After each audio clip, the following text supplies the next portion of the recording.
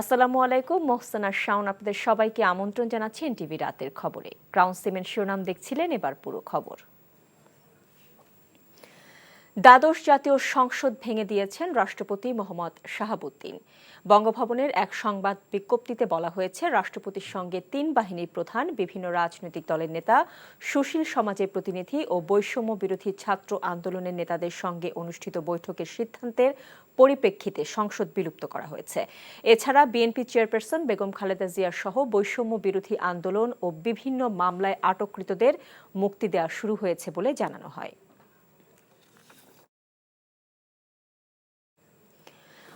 অন্তর্বর্তীকালীন সরকার গঠন নিয়ে রাষ্ট্রপতি এবং তিন বাহিনী প্রধানের সঙ্গে বঙ্গভবনে বৈঠক করছেন বৈষম্য বিরোধী ছাত্র আন্দোলনের ১৩ সমন্বয়ক। ঢাকা বিশ্ববিদ্যালয় এলাকায় নিজেদের মধ্যে বৈঠক শেষ করে সেনাবাহিনীর কোস্টারে করে সন্ধে ৬টায় বঙ্গভবনে প্রবেশ করেন তারা। বঙ্গভবনে রাষ্ট্রপতির কাছে অন্তর্বর্তীকালীন সরকারের রূপরেখা প্রদান করবে বৈষম্য বিরোধী ছাত্র আন্দোলন। প্রধান উপদেষ্টা ডক্টর ইউনূসের বাইরে অন্য উপদেষ্টাদের নামও প্রকাশ করবেন তারা। বৈষম্য বিরোধী ছাত্র আন্দোলনের প্রতিনিধিদের পাশাপাশি উপস্থিত আছেন ঢাকা বিশ্ববিদ্যালয়ের শিক্ষক অধ্যাপক আসিফ নজরুল, অধ্যাপক তানজিম উদ্দিন খান।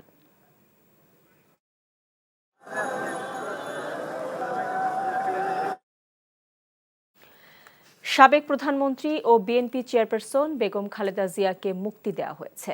সংবিধানের ৪৯ অনুচ্ছেদের ক্ষমতা বলে রাষ্ট্রপতির নির্দেশে সাজা মওকুফ করে তাকে মুক্তি দেওয়া হয়েছে বলে স্বরাষ্ট্র মন্ত্রণালয়ের প্রজ্ঞাপনে বলা হয়। গণ অভ্যুত্থানের মুখে শেখ হাসিনার দেশ থেকে পালানোর পর তিনি মুক্তি পেলেন বেগম খালেদা জিয়া। ইমরুল আহসানের রিপোর্ট। ৬.৫ বছর পর মুক্তি দেওয়া হলো বিএনপি চেয়ারপারসন বেগম খালেদা জিয়াকে। অনেকদিন থেকেই সাবেক এই প্রধানমন্ত্রীর মুক্তির দাবি জানিয়ে আসছিল তার দল বিএনপি। ২০১৮ সালের ৮ই ফেব্রুয়ারি বন্দী করা হয় বিএনপি চেয়ারপারসনকে। জিয়া অরফানেজ ট্রাস্ট মামলায় সাজা দিয়ে ওই দিন তাকে কারা অন্তরীণ করা হয়। বকশীবাজারে স্থাপিত বিশেষ জজ আদালতের রায়ের পর ১ বছরের বেশি সময় ঢাকার পুরনো কেন্দ্রীয় কারাগারে রাখা হয় বেগম খালেদা জিয়াকে। পরে হাইকোর্ট তার সাজার মেয়াদ বাড়িয়ে ১০ বছর করে। পরবর্তীতে জিয়া চ্যারিটেবল ট্রাস্টের আরেকটি মামলায় তাকে ৭ বছরের কারাদণ্ড দেয় আদালত। বিএনপি বরাবরই অভিযোগ করে আসছে, শেখ হাসিনার সরকারের রাজনৈতিক প্রতিহিংসার শিকার তাদের নেত্রী। কারাগারে অসুস্থ হয়ে পড়লে ২০১৯ সালের ১ এপ্রিল বঙ্গবন্ধু শেখ মুজিব মেডিকেল বিশ্ববিদ্যালয় হাসপাতালে ভর্তি করা হয় বেগম খালেদা জিয়াকে। বারবার বলেছি যে একটা বিশেষায়িত হাসপাতালে তাকে ভর্তি করার জন্য, কিন্তু সরকার এই কথায় কোনো কর্ণপাত করেননি। তারা তাকে আজকে আবার সেই পিজি হাসপাতালে নিয়ে এসছেন। আমরা তার স্বাস্থ্যের ব্যাপারে অত্যন্ত উদ্বিগ্ন, শঙ্কিত, এবং আমরা সেই জন্যই বারবার করে বলছি যে তাকে উন্নত চিকিৎসার জন্য তাকে অবশ্যই বিশেষায়িত হাসপাতালে পাঠানো হোক। কোভিড মহামারী ছড়িয়ে পড়লে ২০২০ সালের ২৫শে মার্চ সরকারের নির্বাহী আদেশে সাজা স্থগিত করে তাকে অস্থায়ীভাবে মুক্তি দেয় শেখ হাসিনার সরকার। এরপর থেকে ৬ মাস পর পর তার সাময়িক মুক্তির মেয়াদ বাড়ানো হয়। দল ও পরিবারের তরফ থেকে চিকিৎসার জন্য বহুবার দেশের বাইরে পাঠানোর দাবি জানানো হলেও প্রতিবারই আইনের দোহাই দিয়ে সে দাবি প্রত্যাখ্যান করে আওয়ামী লীগ সরকার। কারাগারে সুচিকিৎসা না দেওয়ায় বেগম জিয়া গুরুতর অসুস্থ হয়ে পড়েন। কারাগারে তাকে স্লো পয়জনিংয়ের অভিযোগও ওঠে। মুক্ত হলেও বর্তমানে রাজধানীর এভারকেয়ার হাসপাতালে চিকিৎসাধীন রয়েছেন বেগম জিয়া। চিকিৎসকদের সার্বক্ষণিক পর্যবেক্ষণে রয়েছেন তিনি। তবে কবে নাগাদ বাসায় ফিরবেন সেই বিষয়টি এখনও নিশ্চিত করতে পারেনি চিকিৎসকরা। রাজনীতিতে ফিরবেন কিনা সেই বিষয়টি খোলাসা করেননি দলের নেতারা। উনি যখন নিজেকে মনে করবেন যে শি ইজ ফিট, তিনি অত্যন্ত অসুস্থ, আপনারা জানেন। আমরা কাল রাতেই তার সাথে দেখা করেছি, অত্যন্ত অসুস্থ। সুতরাং যখনই তিনি সুস্থ হবেন, ফিট মনে করবেন, তখন তিনি জনগণের সামনে উপস্থিত হবেন। তবে দলের নেতাকর্মীদের প্রত্যাশা, সুস্থ হয়ে আবারও দলের হাল ধরবেন বেগম খালেদা জিয়া। Imrul Ahsan, NTV news, Dhaka. অতি দ্রুত অন্তর্বর্তী সরকার গঠনের দাবি জানিয়েছে বিএনপি। একই সঙ্গে ৩ মাসের মধ্যে নির্বাচনের দাবি করেছে দলটি। ডক্টর মোহাম্মদ ইউনূসকে প্রধান করে ছাত্রদের দেয়া অন্তর্বর্তী সরকারের রূপরেখা প্রসঙ্গে বিএনপি মহাসচিব মির্জা ফখরুল ইসলাম আলমগীর বলেছেন, ছাত্রদের প্রতি সম্পূর্ণ আস্থা আছে, তবে সরকার সর্বদলীয় সম্মতির ভিত্তিতে হওয়া উচিত। এছাড়া দেশবাসীকে শান্ত থাকার আহ্বান জানিয়েছে বিএনপি। ইমরুল আহসানের আরেকটি রিপোর্ট। দীর্ঘদিন পর বিএনপি চেয়ারপারসনের গুলশান কার্যালয়ে দলের স্থায়ী কমিটির বৈঠক। লন্ডন থেকে ভার্চুয়ালি যুক্ত হয়ে এতে সভাপতিত্ব করেন বিএনপির ভারপ্রাপ্ত চেয়ারম্যান তারেক রহমান। দেশের সার্বিক পরিস্থিতি নিয়ে আলোচনা হয় সভায়। বৈঠক শেষে সংবাদ মাধ্যমের মুখোমুখি হন মহাসচিব মির্জা ফখরুল ইসলাম আলমগীর। আমি আপনাদেরকে আজকে শুভেচ্ছা জানাচ্ছি ফ্যাসিবাদ মুক্ত বাংলাদেশে, শুভেচ্ছা জানাচ্ছি একটি গণতান্ত্রিক বাংলাদেশের প্রত্যাশায়। অন্তর্বর্তী সরকার গঠন নিয়ে দলের অবস্থান তুলে ধরার পাশাপাশি ছাত্রদের ঘোষিত রূপরেখা নিয়ে কথা বলেন মির্জা ফখরুল। ছাত্রদের প্রতি আমাদের সম্পূর্ণ আস্থা আছে, এই আস্থা আমাদের আছে এবং আমরা তাদের প্রতি তাদের আন্দোলনের সঙ্গে একাত্মবোধ করেছি, তাদের সঙ্গে আমরা একাত্মবোধ করছি। তবে আমরা প্রত্যাশা করব যে এখানে সর্বদলীয় ব্যাপারটার গুরুত্ব দেওয়া উচিত, যে জিনিসটা অত্যন্ত গুরুত্বপূর্ণ। আমি রাষ্ট্রপতির কাছে আহ্বান জানাচ্ছি, কাল বিলম্ব না করে আপনি আজকে এর মধ্যেই 24 ঘন্টা প্রায় হয়ে যাচ্ছে, দুটার মধ্যেই আপনি দয়া করে এটাকে অবিলম্বে এই পার্লামেন্টকে ভেঙে দিয়ে আপনার একটা অন্তর্বর্তীকালীন নিরপেক্ষ সরকার গঠন করুন। অন্যথায় দেশে আবার রাজনৈতিক শূন্যতা দেখা দিতে পারে। 3 মাসের মধ্যে তারা নির্বাচন করে তারা আপনার একটা নির্বাচিত সরকারের কাছে ক্ষমতা হস্তান্তর করবে। মিডিয়া হাউস ও বিভিন্ন প্রতিষ্ঠানে হামলার নিন্দা জানিয়ে সবাইকে তা থেকে বিরত থাকার আহ্বান জানায় বিএনপি। একই সাথে দেশবাসীর প্রতি দলের প্রধান বেগম খালেদা জিয়ার বার্তাও তুলে ধরেন মির্জা ফখরুল। ম্যাডাম প্রথম যে কথাটা বলেছেন যে সবাইকে শান্ত হতে বলো, আর এইখানে এখন এমন কোনো ধরনের সিচুয়েশন তৈরি যেন না হয় যাতে অর্জিত বিজয় আবার ছিনিয়ে না নিয়ে যায় কেউ, এবং জনগণকে তিনি অ্যালার্ট থাকতে বলেছেন যে এই বিজয় যেন কেউ ছিনিয়ে নিতে না পারে। এখনও যারা এখন এই বিভিন্ন প্রতিষ্ঠানে প্রতিশোধমূলকভাবে অগ্নিসংযোগ করছেন, লুটপাট করছেন, বাড়িঘরে হামলা করছেন, এটা দয়া করে অবিলম্বে এই মুহূর্ত থেকে বন্ধ করুন। যারা এটা করছেন তারা কেউ এই আন্দোলনের শরিক, আন্দোলনের লোক নন, তারা সবাই কিন্তু আপনার যারা আন্দোলনের বিরোধিতা করেছে তারা এবং তাদের লোকেরাই করছে। তারেক রহমান কবে দেশে ফিরবেন এমন প্রশ্নের উত্তরও দেন তিনি। উনি যখনই মনে করবেন নাও হি ক্যান কাম ব্যাক, আমরা অলরেডি তাকে আমাদের অনুরোধ জানিয়েছি যেন দ্রুত চলে আসেন, সেই ব্যবস্থা হবে ইনশাআল্লাহ। Imrul Hasan, NTV news, Dhaka. ছাত্রদের প্রস্তাবিত অন্তর্বর্তীকালীন সরকার ছাড়া কোনো সরকার না মানার ঘোষণা দিয়েছে বৈষম্য বিরোধী ছাত্র আন্দোলন। দ্রুত অন্তর্বর্তীকালীন সরকারের হাতে ক্ষমতা হস্তান্তরের দাবি সমন্বয়কদের। এছাড়া দেশের বিরুদ্ধে সব ষড়যন্ত্র রুখে দেয়া হবে বলেও জানান নেতারা। বিস্তারিত নূর হোসেনের রিপোর্টে।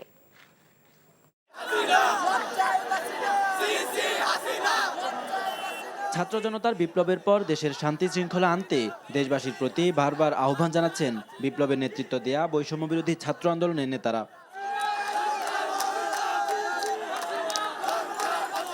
আমরা বাংলাদেশে স্থিতিশীলতা চাচ্ছি, সমাজে ন্যায় বিচার চাচ্ছি, সেজন্য কার্যকর পদক্ষেপ নিতে হবে। সবার প্রতি আহ্বান থাকবে, আপনারা শান্তিপূর্ণভাবে অবস্থান রাখুন, শান্তিপূর্ণভাবে এবং অহিংসভাবে এবং সকল পরিকল্পনাকে, ষড়যন্ত্রকে নস্যাৎ করার জন্য সদা সতর্ক থাকুন।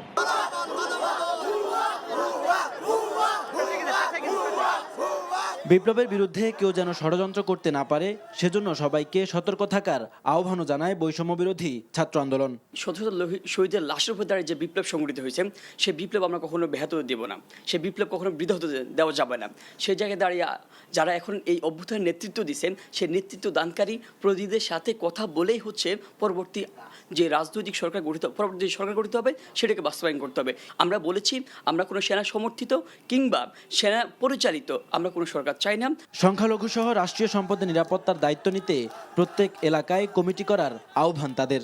আমরা বৈষম্য বিরোধী ছাত্র আন্দোলনের পক্ষ থেকে সারা দেশে সাম্প্রদায়িক সম্প্রীতি রক্ষা এবং রাষ্ট্রীয় সম্পদ রক্ষা কমিটি আহ্বান করছি। বাংলাদেশের প্রতিটি ওয়ার্ডে, প্রতিটি জেলায়, প্রতিটি ইউনিয়নে আপনারা একটি স্ব উদ্যোগে একটি কমিটি গঠন করবেন, রাষ্ট্রীয় সম্পদ রক্ষা করবেন। গণমাধ্যমে হামলা করে একটি মহল বিপ্লবকে বেহাত করার চেষ্টা করছে বলে উল্লেখ করেন সমন্বয়করা। গণমাধ্যমের সাথে ছাত্র জনতার একটা মেলবন্ধন আছে, ভালো সম্পর্ক ছিল। এখন এই সম্পর্ক বিনষ্ট করে বিশ্বের কাছে দেখাতে চাচ্ছে একটা কুচক্রী মহল যে গণমাধ্যমের প্রতি ছাত্র জনতার আক্রোশ আছে। আসলে গণমাধ্যম যে ছাত্র জনতাকে সাহায্য করেছে এতদিন যাবৎ, এটাকে তারা এটার বিরুদ্ধে গিয়ে মানে এটার জন্য তারা গণমাধ্যমের উপর প্রতিশোধ নিতে চাচ্ছে ওই কুচক্রী মহলটা, এবং একই সাথে ছাত্র জনতাকে একটা বেহাত বিপ্লব দেখাতে চাচ্ছে, একটা অরাজকতা সৃষ্টি করছে এমন কিছু দেখাতে চাচ্ছে। আমরা এই কুচক্রী মহল থেকে সবাইকে সাবধান থাকতে বলবো এবং তাদেরকে যে কোনো জায়গায় প্রতিরোধ করার জন্য আহ্বান জানাবো। এছাড়া দ্রুত দেশের সবকিছু স্বাভাবিক হবে বলে আশা প্রকাশ করেন ছাত্রনেতারা। Nur Hossain, NTV news, Dhaka. Major general Ziaul আহসানকে চাকুরি থেকে অব্যাহতি দেওয়া সহ সেনাবাহিনীর উচ্চ পদস্থ বেশ কয়েকজন রদবদল করা হয়েছে। লেফটেন্যান্ট জেনারেল মোহাম্মদ সাইফুল আলমের চাকরি পররাষ্ট্র মন্ত্রণালয়ে ন্যস্ত করা হয়েছে। লেফটেন্যান্ট জেনারেল মোহাম্মদ মুজিবুর রহমানকে GOC army training and doctrine command, lieutenant general Ahmed Tabrez Shams চৌধুরীকে সেনাবাহিনীর quarter master general, lieutenant general Mizanur Rahman শামীমকে সেনাবাহিনীর chief of general staff, lieutenant general Mohammad Shahinul হককে কমান্ড্যান্ট এনডিসি এবং মেজর জেনারেল আসম রিদওয়ানুর রহমানকে এনটিএমসির মহাপরিচালক হিসেবে নিয়োগ দেওয়া হয়েছে।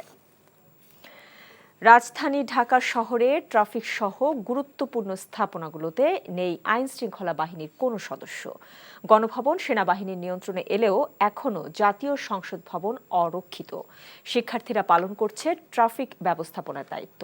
রাস্তায় গণপরিবহন কম, বাতিল হচ্ছে একের পর এক ফ্লাইট। নিয়ামুল আজিজ সাদেকের রিপোর্ট। জাতীয় সংসদ ভবন, ভেতরে ঢুকে পড়েছেন হাজারো জনতা। পরিবার পরিজন নিয়ে বেড়াতে এসেছেন অসংখ্য মানুষ। দক্ষিণ প্লাজায় নিজেদের স্মৃতিকে ধরে রাখছেন। গণভবনে ঢুকতে না পারলেও আশপাশের রাস্তায় সাধারণ মানুষের নিয়ন্ত্রণে। রাস্তায় নেই কোনো ট্রাফিক পুলিশ। সীমিত আকারে চলাচল করা পরিবহনগুলো মেনে চলছে নিয়ম। হযরত শাহজালাল আন্তর্জাতিক বিমানবন্দরে অলস বসে আছেন শত শত যাত্রী। জেদ্দা, দাম্মাম, কাতার, কুয়েত, মালয়েশিয়া বেশিরভাগ ফ্লাইটই বাতিল হচ্ছে অজানা কারণে। এ নিয়ে কথা বলতেও রাজি নন কর্মকর্তারা। ভোর 7 টাকানে পড়ছি, আসার পরে দেখলাম যে লেখা আছে কলমপুরে ফ্লাইট ঠিক আছে। কিছুক্ষণ আগে জানতে পারলাম যে ফ্লাইট ক্যান্সেল। ভিতরে গেলাম, ওরা বলতেছে রাত্রে আবার 12টা আবার ক্যান্সেল হয় কিনা তা বলতে পারি।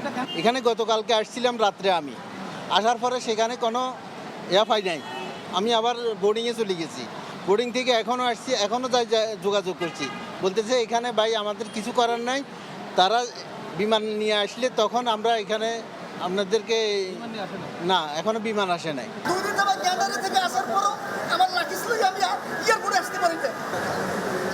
পুরো বিমানবন্দর এলাকায় 2-1 আনসার ও আর্ম পুলিশ ব্যাটালিয়ন ছাড়া পুরো এলাকাই অরক্ষিত। Niamul Aziz Sadek, NTV news, Dhaka.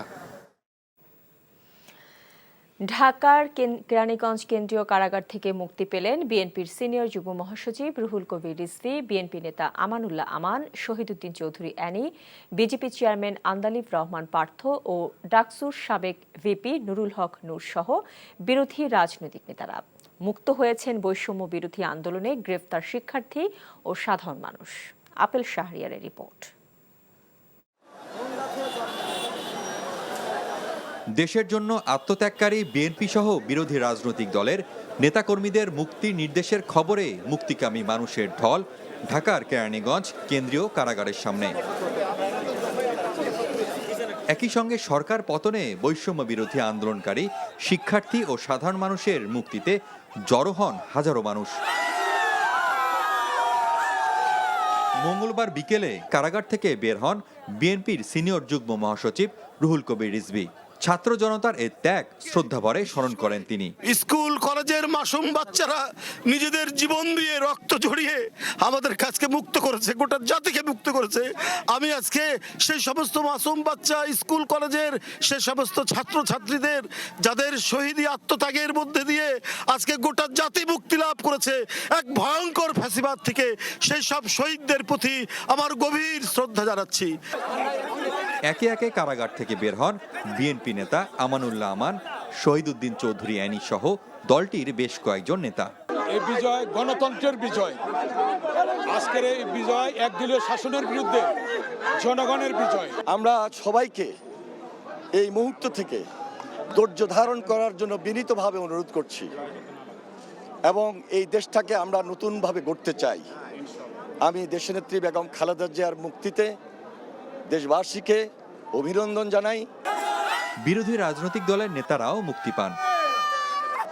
এই বৈষম্য বিরোধী ছাত্র আন্দোলনে এতগুলি মানুষ মারা গেছে, এটা তো আসলে আমাদের জন্য প্রচন্ড দুঃখজনক একটা ব্যাপার। এই ঋণ তো আসলে আমরা শোধ করতে পারবো না, এবং এই রক্ত বিসর্জন দিয়ে তারা আমাদের যা উপহার দিয়েছে, এই দেশকে যা উপহার দিয়েছে, সত্যি কথা বলতে রাজনীতিবিদ হিসেবে তো আমরা তা দিতে পারি নাই।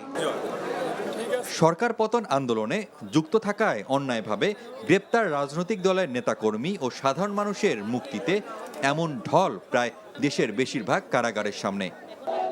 রাষ্ট্রপতি মোহাম্মদ শাহাবুদ্দিনের নির্দেশে গত 1 জুলাই থেকে 5 আগস্ট পর্যন্ত বৈষম্য বিরোধী ছাত্র আন্দোলন ও অন্যান্য মামলায় আটককৃতদের মুক্তি দেওয়া শুরু হয়েছে। এরই মধ্যে বিএনপি সহ অন্যান্য রাজনৈতিক দলের নেতাদের যারা বের হয়েছেন তাদের কণ্ঠে ছিল একটি সুন্দর আগামীর বাংলাদেশ গড়ার প্রত্যয়। Apple Shahriar, NTV news, Dhaka কেন্দ্রীয় কারাগার, কেরানীগঞ্জ। দেশ থেকে পালাতে গিয়ে সাবেক প্রতিমন্ত্রী জুনায়েদ আহমেদ পলক ও ছাত্রলীগের 2 নেতা আটক হয়েছেন। মঙ্গলবার বিমানবন্দর দিয়ে দেশ ত্যাগের চেষ্টা করলে ইমিগ্রেশনে আটকে দেওয়া হয় জুনায়েদ আহমেদ পলককে। পরে তাকে গ্রেফতার করে সেনাবাহিনী।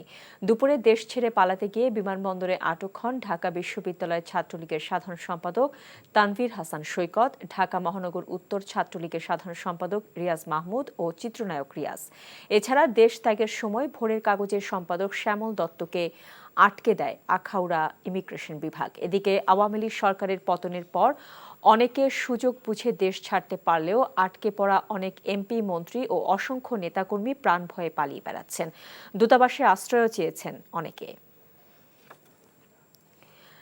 বৈষম্য বিরোধী ছাত্র আন্দোলন প্রস্তাবিত ডক্টর ইউনূসকে অন্তর্বর্তীকালীন সরকারের প্রধান উপদেষ্টা হিসেবে সমর্থন দেওয়ার ঘোষণা দিয়েছে বাংলাদেশ জামায়াতে ইসলামীর আমির ডক্টর শফিকুর রহমান। দীর্ঘ 13 বছর পর দুপুরে রাজধানীর মগবাজারে দলটির কেন্দ্রীয় কার্যালয়ে সংবাদ সম্মেলন থেকে তিনি এই ঘোষণা দেন। দ্রুততম সময়ের মধ্যে নতুন নির্বাচন আয়োজনের দাবিও জানান জামায়াতের আমির। এছাড়া দেশের শান্তি শৃঙ্খলা রক্ষায় সবাইকে ঐক্যবদ্ধভাবে কাজ করার আহ্বান জানান তিনি।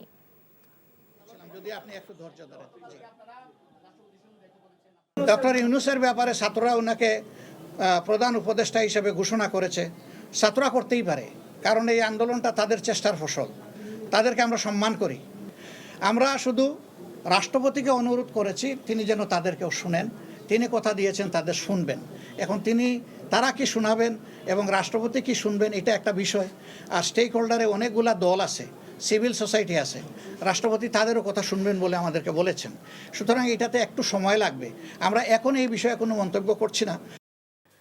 ভবিষ্যতে পুলিশ রাজনৈতিক দলগুলোর লেজুর বৃত্তিতে নিয়োজিত থাকবে না বলে জানিয়েছেন অতিরিক্ত আইজিপি AKM শহীদুর রহমান। রাতে রাজারবাগ পুলিশ লাইনের সাংবাদিকদের তিনি একথা জানান। এদিকে পুলিশের সদস্য ও পুলিশের স্থাপনায় আক্রমণের ঘটনা যাতে না ঘটে সেজন্য রাজনৈতিক নেতা ও বৈষম্য বিরোধী ছাত্র সংগঠনের নেতাদের প্রতি আহ্বান জানিয়েছেন আইজিপি চৌধুরী আবদুল্লাহ আল মামুন। আবির আহমেদের রিপোর্ট। আপনারা জানেন যে গত রাজারবাগে পুলিশের ঊর্ধ্বতন ও অধস্তন কর্মকর্তাদের নিয়ে যৌথভাবে সংবাদ সম্মেলনে চলমান সংকট নিয়ে কথা বলেন অতিরিক্ত আইজিপি। দ্রুত সময়ের মধ্যে দায়িত্ব পালনের জন্য পুলিশ সদস্যদের প্রতি আহ্বান জানান তিনি। সেই সাথে গুজব না ছড়িয়ে নাগরিক সমাজকে পুলিশ বাহিনীকে সহযোগিতা করার অনুরোধ করেন। গত কয়েকদিনের সহিংসতায় দায়িত্ব পালন করার সময় আমাদের পুলিশের বেশ কিছু সদস্য আপনার নিহত হয়, অনেক সদস্য আহত হয়েছে। যারা আহত হয়েছে তারা চিকিৎসাধীন আছে এবং যারা নিহত হয়েছে তাদের আপনার ডেড বডি বিভিন্ন থানায় আছে। তো আমরা সেই থানা থেকে ডেড বডিগুলো উদ্ধারের ব্যবস্থা নিচ্ছি। আজকে আমরা যাত্রাবাড়ি থানা থেকে 8টি ডেড বডি নিয়ে আসছি।